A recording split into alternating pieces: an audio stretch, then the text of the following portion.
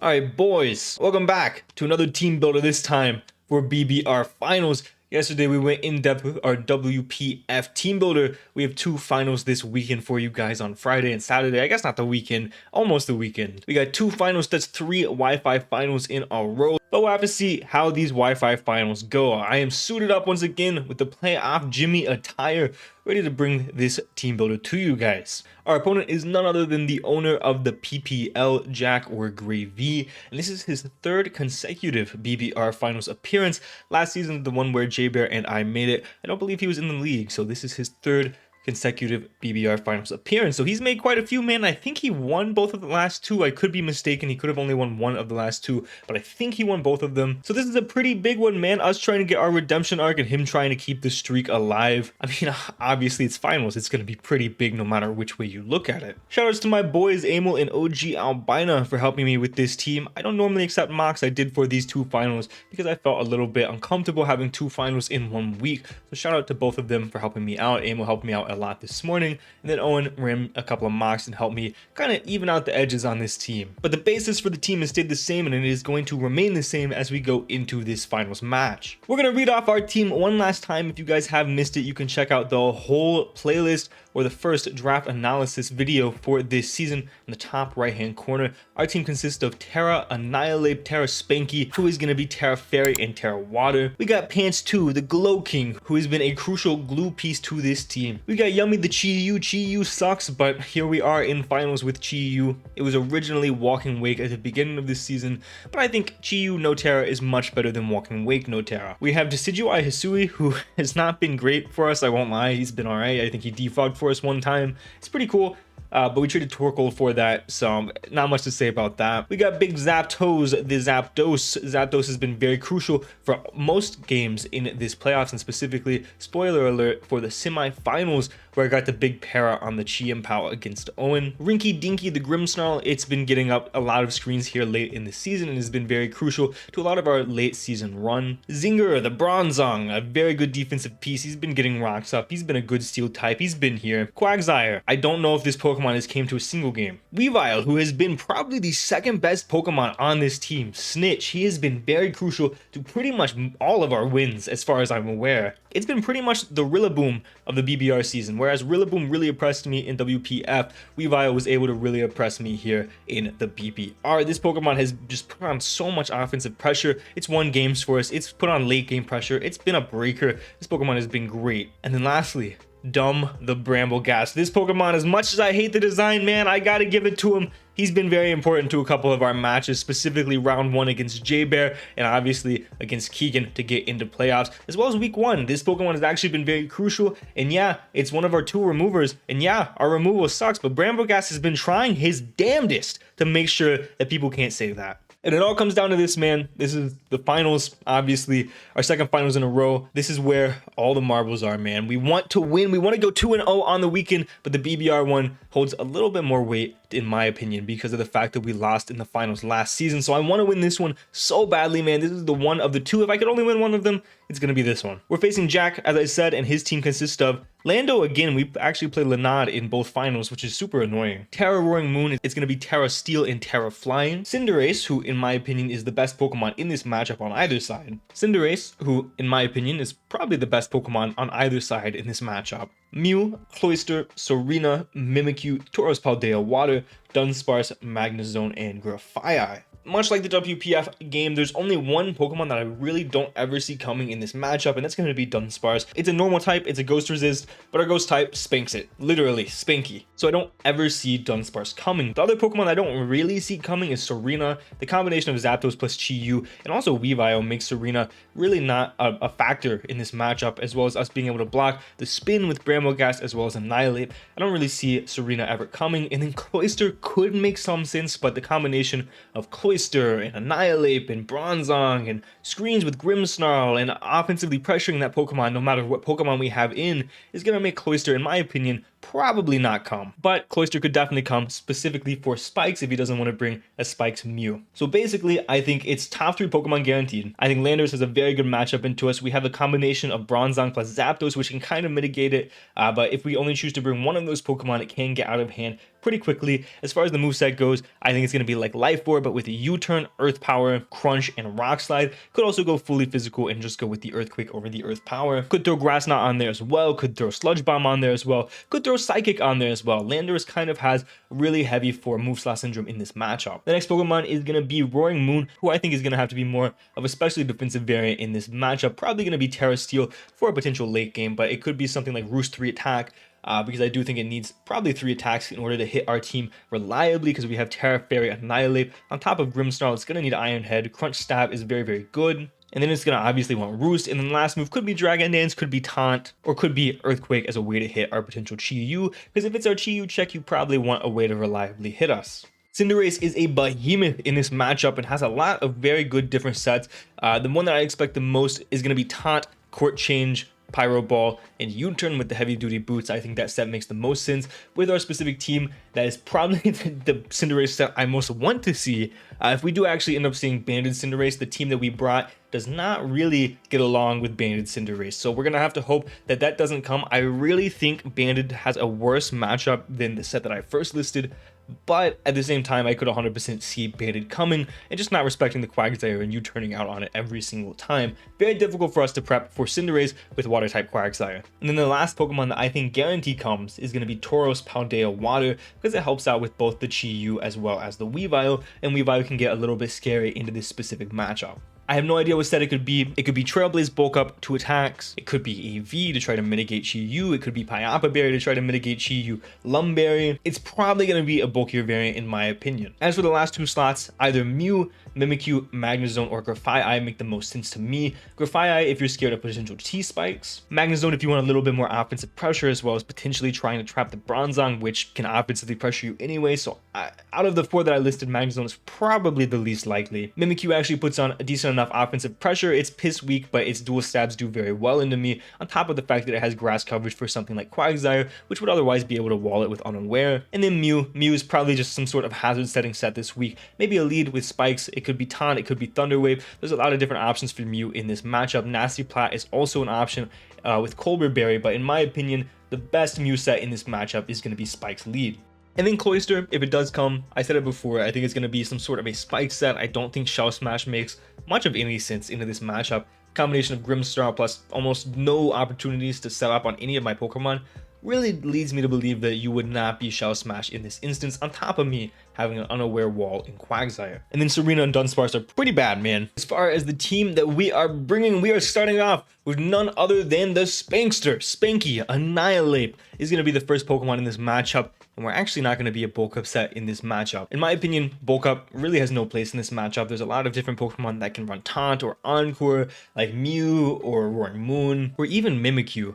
And a lot of Pokemon that can offensively pressure us on the special side like Landorus and Magnezone that really prevent me from ever being able to get off reliably bulk ups and getting some big damage off that way. So instead, I like bring Scarf to potentially catch him off guard, get a potential U-turn on what might be a Kasib Mew to check this Pokemon, as well as maybe a Life Orb Landorus, because I really don't think you ever bring Scarf Landorus in this matchup. Catching that Pokemon off guard and OHKOing with a potential Ice Punch could be very nice. Our set is pretty standard where U-turn for Momentum, Rage Fist because it's one of the best moves in the game, Close Combat for as much damage as possible, and then Ice Punch to OHKO the Landorus, as well as force the Terra on the Roaring Moon. And we could be Terra Blast Water as well, but I really like Ice Punch over Terra Blast just because Ice Punch will force the Roaring Moon to Terra, if he is Terra Steel, which I imagine he will be. I tested the bulk up Annihilape, and I pretty much found that every single time Choice Scarf Annihilape is going to be better into the team that I think Jack is going to be bringing. We are Inner Focus over Defiant just to avoid any potential shenanigans with the Tauros Paldea if it is Mirror Herb, and I could have went Defiant because we could catch it off guard since we are Scarf, but at the same time, if we're locked into Ice Punch, then it's a bad situation. You could Trailblaze, and then we could potentially lose the game to a +2 Tauros Paldea Water, so I wanted to avoid that if at all possible. We're 8 HP, 232 attack with an Adamant nature, 144 defense, and then 124 speed. This allows us to outspeed everything that we can that is not Scarf on our opponent's side. We can have a +1 Iron Head from a booster Roaring Moon if they are not Adamant, and that's going to be after Rocks. And then we went the rest into Attack Adamant. It's going to be a little bit different this week. Spanky's going to be more of a mid-game breaker, but it can be definitely the potential in-game that we play for. Getting boost is going to be pretty important in this matchup because 100 base power Rage Fist is very difficult for our opponent to switch into. And we are going to be Water to potentially catch the Cinderace off guard. Because spoiler alert, we aren't bringing Quagsire. Cinderace gets Trailblaze, so since it's packing, so we are going to be Water and Annihilape to try to mitigate the Cinderace a little bit and maybe potentially revenge that Pokemon. Our next Pokemon is going to be Pants 2, the Slowking-Galar. It is going to be our guaranteed lead. Our opponent doesn't have great removal, it's just Serena. On top of Court Change Cinderace, which I don't really care about specifically in this matchup. Obviously, the reason I thought he would bring Court Change Cinderace is for our screens, not necessarily our T-Spike. We have guaranteed pivots for the T-Spike, so I'm not worried about that. But we're going to be lead, we're going to get that T-Spike up, and T-Spike is going to be very crucial for the entire game plan. There is pretty much not a Pokemon that can be led in Okos in any universe without a crit, of course. There are a couple of different Pokemon that can taunt us, Roaring Moon, Cinderace, even the Grafaiai, as well as the Mew, but the only Pokemon in that situation that would actually want to taunt us is going to be the Mew, and if Mew taunts us, we can pivot accordingly into one of our 3 dark types that we may or may not be bringing. T-Spike is going to be crucial specifically for the Roaring Moon, as well as to punish a non-boost potential banded Cinderace on top of the Tauros Paldea Water. Tauros Paldea Water will want to pivot in on a couple of Pokemon that we are bringing in later on, and getting T-Spike damage on that is going to be crucial, as well as getting T-Spike damage on Roaring Moon makes that Pokemon infinitely easier to deal with. 12% damage every turn is going to be very important. Even if he brings Grafaiai, this is probably going to be our lead because getting that T-Spike up is still going to be crucial, and while Grafaiai can come, I definitely wouldn't be shocked to see it come. T-Spike is just invaluable. The Sugar Berry allows us to live any hit from the Landorus as long as he is not boosted up. And then Ice Beam obviously allows us to blow back the Landorus on top of Roaring Moon. Sludge Bomb is good stab, and the Mud Shot's going to be here for Magnezone on top of Grafaiai and Cinderace. We're 144 HP, 216 defense with a bold nature, 128 special attack, and then 20 special defense. Our Spadef allows us to live a crit Landorus Earth Power if he is Life Orb off of lead, and that is of course if he is timid. We can live a Banded Adamant 5-hit Scale Shot from the potential Roaring Moon on top of 2 Cinderace Pyro Balls, and then we put the remaining 128 into special attack. This Glow King is literally just here to be annoying lead T-Spike. That is it. If we see the Mew, we are probably anticipating another Spike. We're not really anticipating Taunt. If he does Taunt, we go hard into one of our counters the following turn, and we worry about getting T-Spikes up later. At some point in the match, getting T-Spikes up are going to be crucial. Very, very important. But we're aiming for off lead. Our next Pokemon was originally Quagsire, but we were just getting returned all over by the Cinderace, so we're going to be Bronzong, who's going to be here to mitigate the Landorus just a little bit. We are fully physically defensive to attempt to take 2 crunches from the Landorus on top of having the Colbert Barrier, because that Pokemon is just so unbelievably strong, and the coverage that it gets is just so unbelievably annoying. Colbert Barrier will help us chew a hit from potentially that Pokemon. Gyro Ball is not going to kill it in one, but it'll put it in range of our other faster threats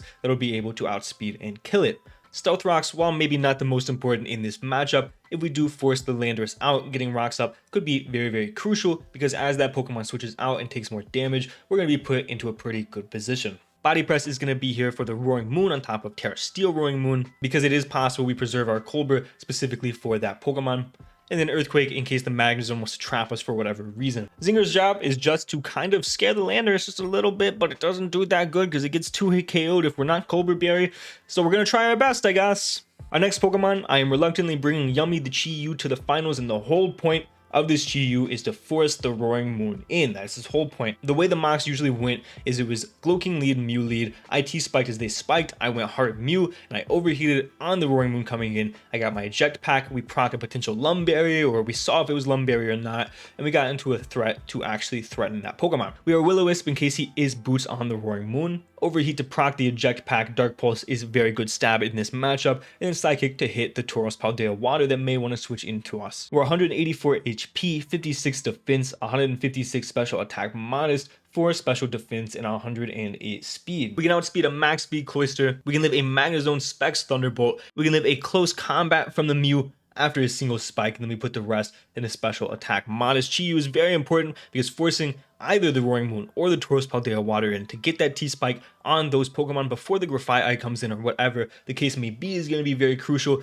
because specifically with Roaring Moon, getting the T-Spike on it ensures that we do not lose to a Dragon Dance Roaring Moon in the in-game. Our next Pokemon is going to be a physically defensive Zapdos, who is going to be here specifically to alleviate pressure from the Roaring Moon. We don't do a lot of damage, but we can definitely get some paralysis on that Pokemon, assuming he is going to be boots, assuming he is not going to get poisoned, and assuming the Grafaiai is going to be here to potentially make our life a little more difficult. We're Roost for longevity, U-turn for momentum, specifically on Roaring Moon and the Landorus, Hurricane for good stab into Landorus, and then Discharge to hit things that may or may not be boots, whether it's Roaring Moon or whether it is Cinderace. Getting a para on either of those Pokemon could be very, very important. For 216 HP, 240 defense with a bold nature, 4 special attack, 36 special defense, and 12 speed. We can live 2 Landorus Psychics, we can live 2 Roaring Moon Adamant Booster Crunches, we have 12 speed for some potential speed creeps, and then we put the remaining 4 into special attack. And this is going to be here, like I said, primarily to alleviate pressure from the Roaring Moon, but also to try to catch the Cinderace if it U-turns or whatever the case may be. Assuming it's boots, obviously it is potentially going to get staticked and is going to have to kind of think twice about whether or not it wants to U-turn. And then our last Pokemon to put on a lot of offensive pressure is going to be Weavile. I originally had Fake Out over Baton Pass on this set, and we're going to be heavy duty boots with Baton Pass, Ice Shard, Night Slash, and Low Kick. I was originally Fake Out over Baton Pass, Fake Out to make my life a little bit easier and rack up some Toxic Chip from the T-Spikes, but it didn't really come into effect. So then I went Ice Spinner, and Ice Spinner was fine, but Amo recommended Baton Pass because if Grafaiai is brought and we're unable to get the T-Spike on the Tauros Paldea Water, Baton Passing into the Zapdos could prove to be very beneficial. So I agree with him, so we're going to go Baton Pass for that exact reason. Ice Shard for priority into Landorus and Roaring Moon, Night Slash to hit the Mew and the Cinderace for some decent enough damage, and then Low Kick for the Roaring Moon as well as the Cloyster, and even decent enough damage on the Tauros Paldea Water if it gets low enough. We're 48 HP, a max attack with 208 speed Jolly,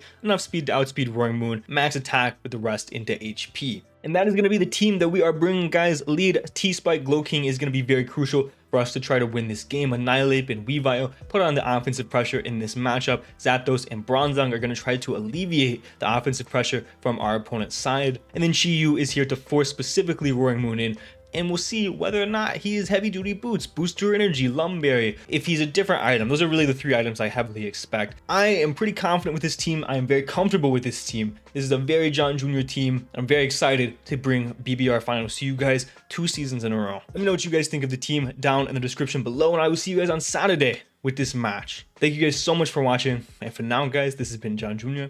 signing off.